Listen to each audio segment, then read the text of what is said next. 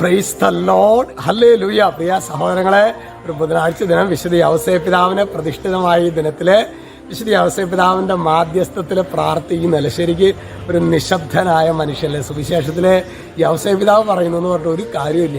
അത് കൂടി നീതിമാനായ പിതാവല്ലേ. കർത്താവെ, ഞങ്ങൾക്ക് ഇല്ലാതെ പോയത്, ഞങ്ങളുടെ കുടുംബ ബന്ധങ്ങളൊക്കെ പലപ്പോഴും തകർന്നു പോകുന്നത് ഞങ്ങളുടെ നാവാണ്.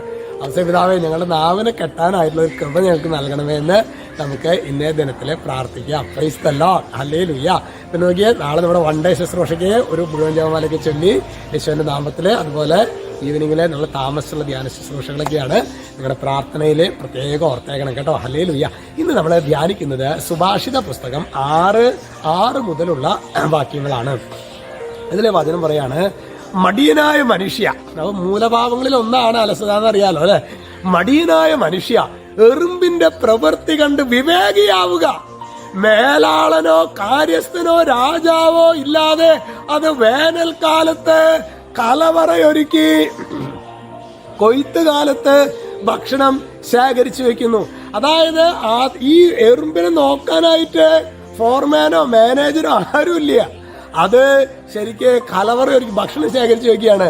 മടിയ, നീ എത്ര നാൾ നിശ്ചേഷ്ടനായിരിക്കും? നീ എപ്പോഴാണ് ഉറക്കത്തിൽ നിന്ന് ഉണരുക?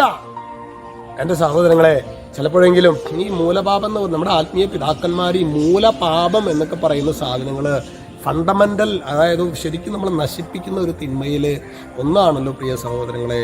മൂലപാപങ്ങളിൽ ഒന്നാണല്ലോ ഈ അലസത എന്ന് പറയുന്നത്.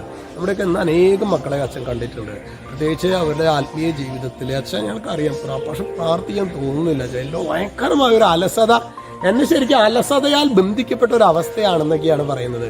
ഇന്ന് ഈ വചനം പ്രിയ സഹോദരങ്ങളെ, അങ്ങനെ ഒരു ദുർപീഡ എൻ്റെ ഉള്ളിലുണ്ടെങ്കിൽ ഇന്ന് ഈ വചനം ആവർത്തിച്ച് പറയണം. അതായത് സുഭാഷിത പുസ്തകം 6 അധ്യായം, പിന്നെ 6, 7, 8, 9 ഒക്കെ ആ വചനങ്ങളാണ്. 10ാമത്തെ വാക്യം നമുക്ക് പ്രത്യേകം നമുക്ക് പറ്റിയതാണ്. കുറച്ചുകൂടി ഉറങ്ങാം, നേരം കൂടി മയങ്ങാം, കൈയും കെട്ടിയിരുന്ന് അല്പം കൂടി വിശ്രമിക്കാം, ഇങ്ങനെയൊക്കെ പറഞ്ഞു ശരിക്കും നമ്മളെ കുറിച്ചിട്ടാണ് ഈ വചനം പറയുന്നത് കേട്ടോ.